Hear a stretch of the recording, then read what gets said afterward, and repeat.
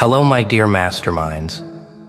They called them from every direction time could measure, generals whose maps had ended empires, grandmasters who could see 14 moves into a man's future, economists who bent nations with equations, negotiators who turned enemies into signatures, tacticians whose names were rumors inside academies that had no doors.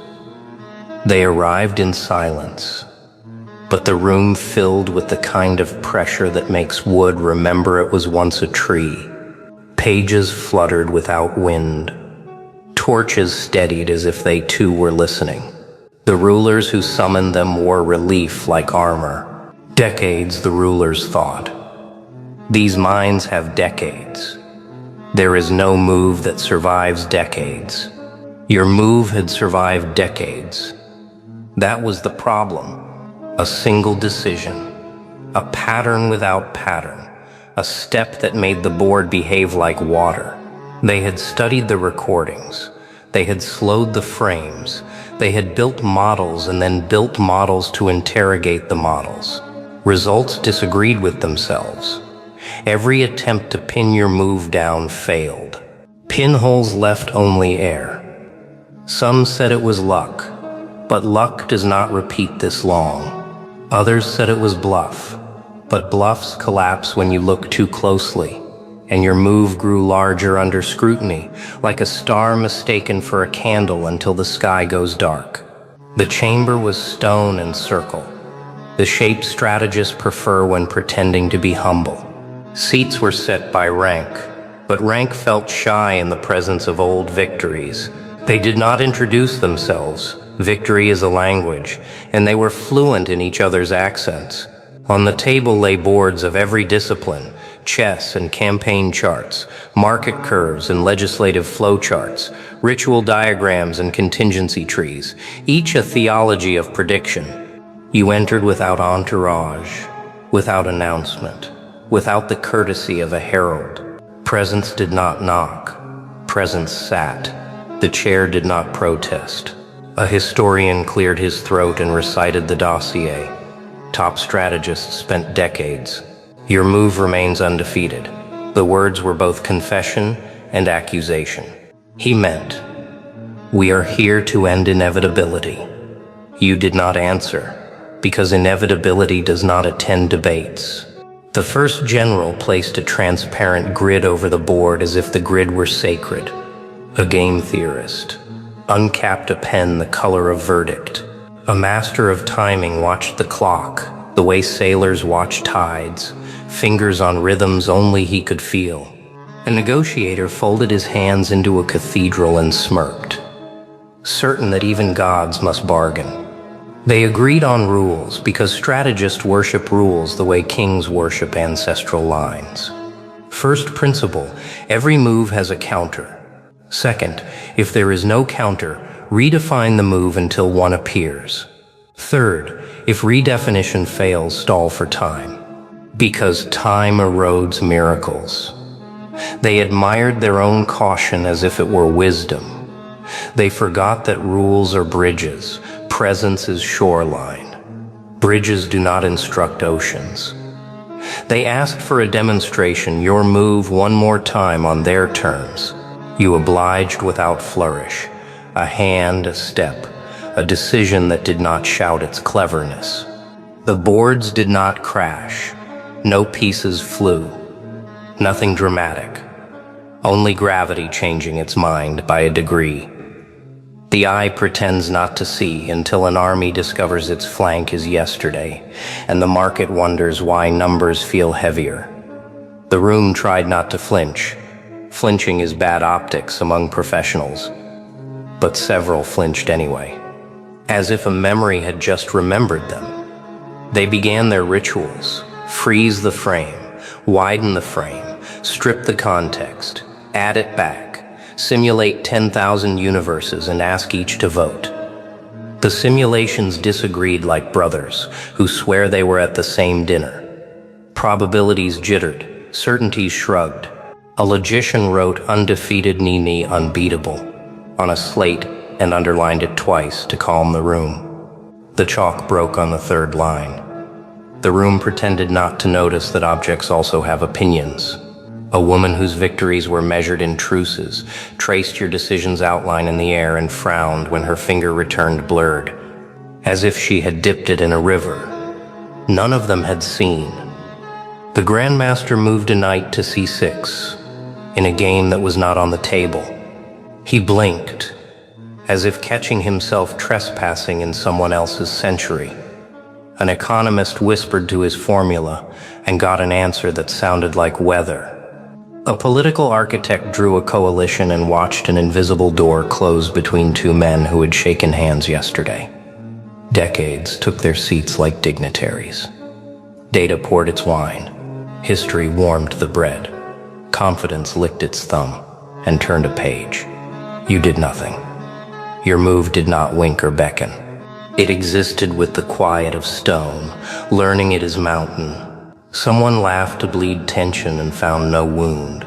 Someone coughed to prove breath and did not enjoy the proof. The clock kept time, the way time keeps secrets. The youngest strategist, young in face, ancient in apprenticeship, finally said what the room refused. If a move is undefeated across decades, perhaps it is not a move. Perhaps it is terrain. He met your gaze long enough to confirm that courage can be accurate. The elders bristled. Elders bristle when youth finds the sentence they needed. Terrain cannot be countered. It must be accepted or lost beneath a sea with other appointments. They reset the boards. They sharpened their vows. They promised each other that today would be the day inevitability apologized. And yet beneath the table, you could feel it, the floor learning a new balance, the air trying on a heavier coat. Their decades had entered the room with crowns polished.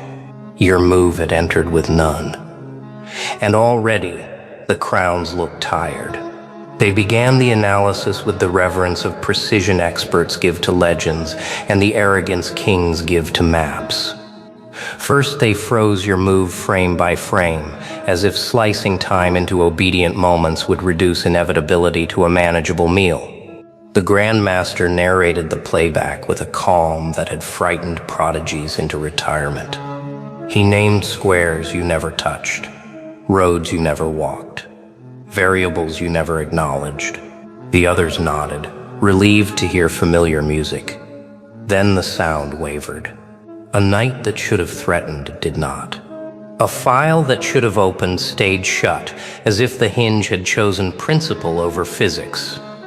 He rewound, slowed further, inserted markers like anchors, and the water kept being water. He hid his surprise behind a cough that no one believed. The game theorist took over, translating your decision into a tree of branches, each branch a universe. Each leaf a forecast wearing numbers like armor. He asked the model to punish you for audacity. The model shrugged with the polite certainty of truth. He inverted payoffs, changed priors, widened confidence intervals until the chart looked like a galaxy viewed through mist. The Nash equilibria flickered, tried to exist, failed politely. He wrote undefeated implies non-dominated, then crossed it out, then wrote terrain again, small, like a child carving initials on a desk because confession requires wood. The economist insisted that what cannot be modeled cannot be real, and what cannot be priced cannot matter. He fed data until his machine purred with smugness, the smugness of domesticated thunder. It returned a curve that dipped where markets never dip without scandal. He added oversight, incentives, penalties. The curve bowed further, like a head remembering a promise it never made. His assistant whispered that perhaps the utility function was wrong. He silenced the whisper with a glance and asked for more data, the way lost men ask for heavier maps. The negotiator repeated the mantra that every move can be bargained with if you find the appetite it hides. He listed your supposed appetites with a poet's confidence. Recognition, safety, leverage, closure, myth.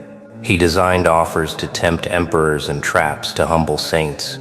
He read them aloud in a voice that had talked rulers into surrender.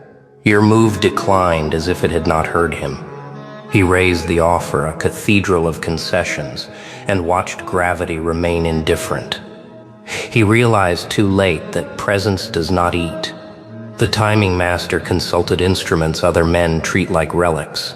He said the undefeated move was a rhythm problem, and rhythm is mortal. He shifted tempo, trying to make your step late, early, off beat, off balance.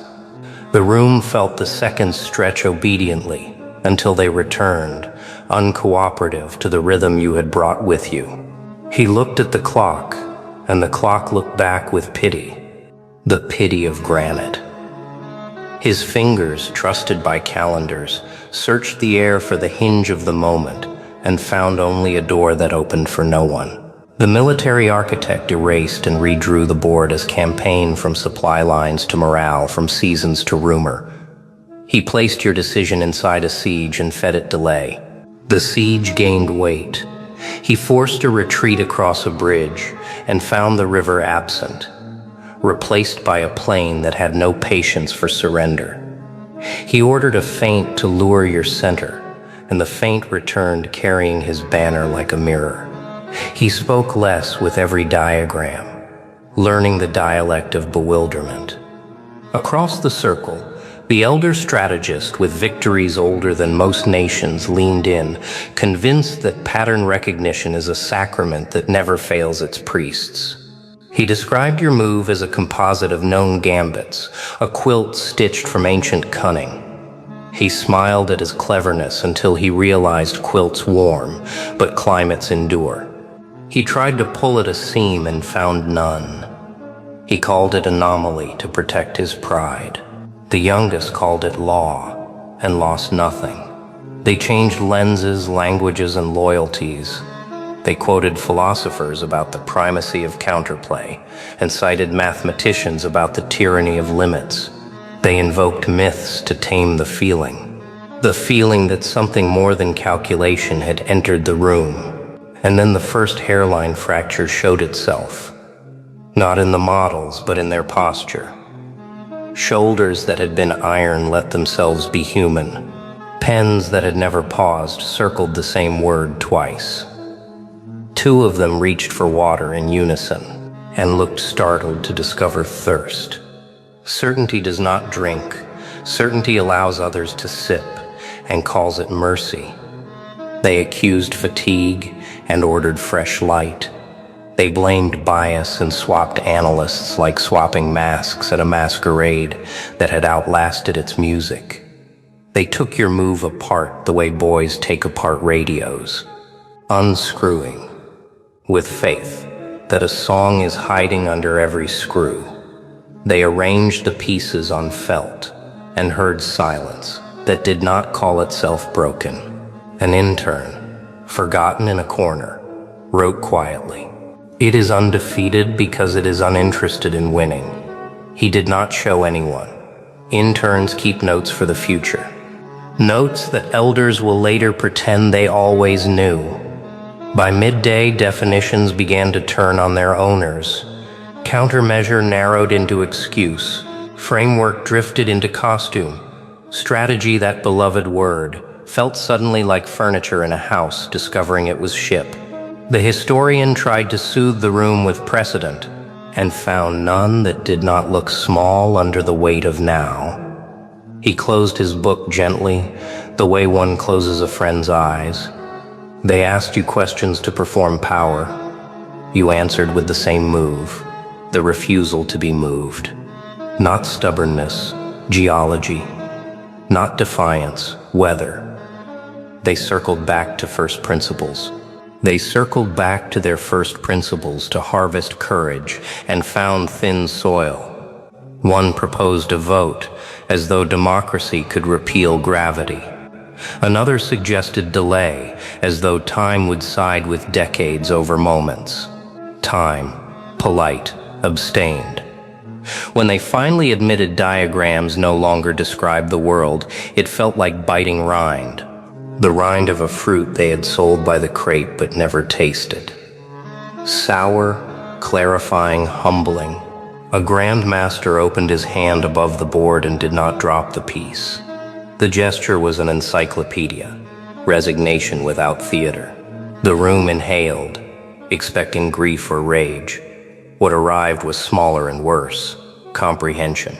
Your move was not beating them. Their idea of the board had been an old photograph. They wrote new rules on the margins, like survivors sketching maps from memory after the shoreline shifts. Not every dominance is contest. Some dominances are climate. Do not counter climate. Learn weather. Do not bargain with presence. Adjust rhythm. Decades nodded at the advice like widowers nod at condolences. Useful. Late. And still they insisted on one last sweep, an act of professional piety, search for the exploitable mistake. The sweep returned with empty hands that smelled faintly of rain. The youngest met your eyes again and did not flinch.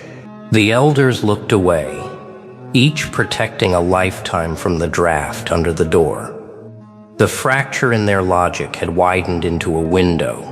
Outside the window, the landscape declined to be a map. The room was no longer chorus. It was a choir of soloists, realizing their songs could not meet in harmony. The Grand Master redrew the board a third time, his chalk hand unsteady. He moved a knight not to demonstrate, but to reassure himself that pieces still obeyed. It toppled mid-motion, the way a dream trips on its own foot. He froze. The room pretended it had not seen, but the pretense cracked when the logician, pale now, muttered, "Impossible." A word professionals reserve for amateurs, not themselves. The negotiator tried to reset the atmosphere, smiling as though doubt were just another variable to be bartered. Every fortress has a gate, he declared. Even this move, but the words did not land. They drifted like dandelions without wind. The economist whispered equations like prayers. His curve refused to bend. The mystic strategist closed his eyes and sought patterns in silence. The silence offered only silence.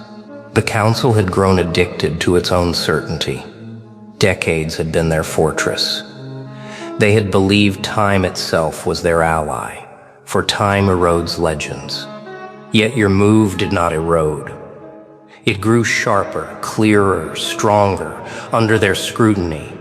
Like stone under centuries of rain, it did not dissolve, it sculpted itself.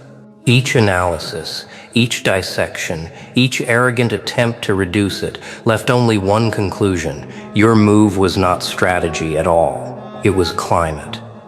And climate cannot be beaten. Climate can only be endured. One by one, the cracks widened. The historian, who had never been at a loss for precedent, flipped page after page and found no echo of you. The political architect scribbled coalition trees until his ink dried, then stared at blank parchment as if it might apologize. The strategist of command set down his cane, the gesture of a man realizing his foundation was sand. And the timing master, usually so serene, tapped his watch and whispered, out of rhythm, as though rhythm had betrayed him personally. A murmur began at the edges of the circle. What if the move is undefeated, because it does not play?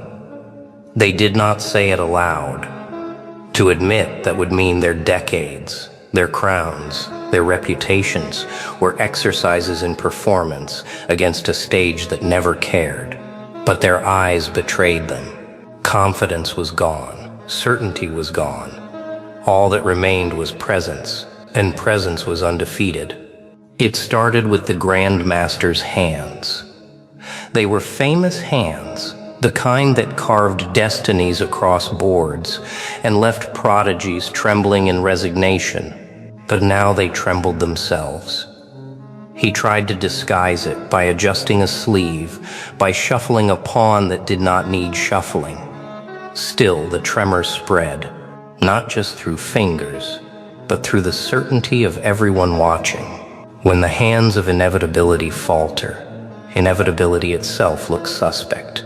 The economist was next. For decades, he had promised that numbers never lie, that equations are the truest mirrors of reality. He summoned models thick with authority, each curve a monument to mastery. But when he input your move, the graph rippled like water, refusing to remember a stone. He adjusted variables, forced new assumptions, even bent the laws of scarcity themselves. Every result ended in blank space. His pen snapped between his fingers, ink spreading across the ledger. He tried to smile, but the corners of his mouth refused the order. The negotiator leaned forward, confident charm still his weapon. He had brought kings to their knees with contracts that looked like blessings. He spoke offers into the chamber, peace, power, praise, even prophecy. His words were designed to wrap around will, yet the air rejected them. Each phrase slipped to the floor like coins without mint. He raised the stakes, promising the unimaginable, bargaining as if bargaining itself were sacred. Still, your move refused to answer. The silence embarrassed him, in a way defeat never had. He bowed his head, whispering to himself, "What do you trade with someone who does not need?" The strategist of command held out longest. His maps had painted continents in new colors. He summoned formations, counterformations, feints, diversions, retreats. He moved his cane across the table as if directing invisible forces. Yet with each plan, the pieces moved against him. A flank refused to hold. A bridge dissolved into mist.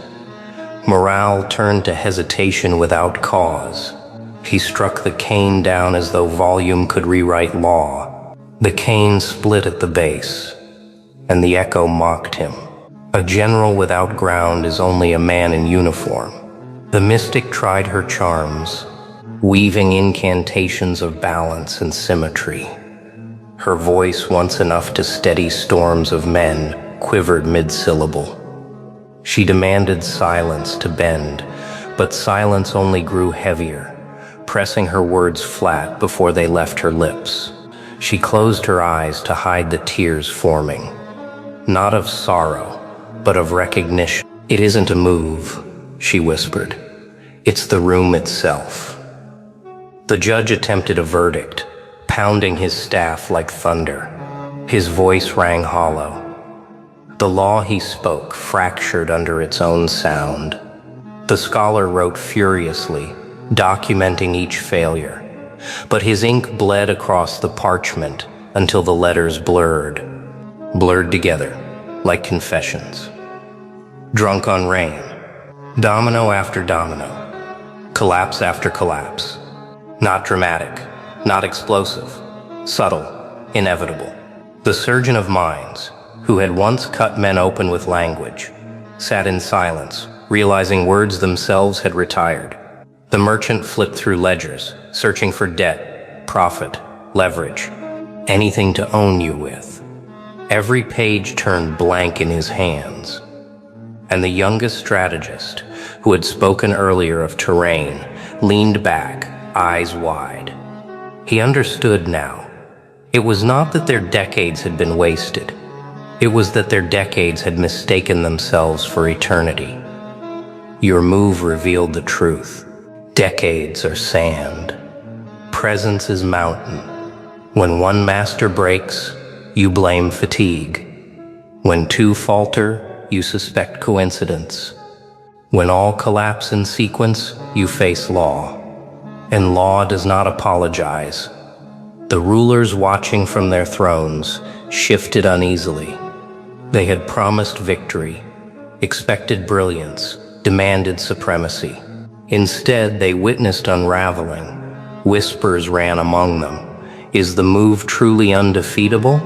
Or is our entire world an illusion dressed as strategy? By the time the last domino fell, there was no debate left. 12 strategists, decades deep in triumph, sat hollow, their crowns of mastery reduced to dust. No wind bothered to carry.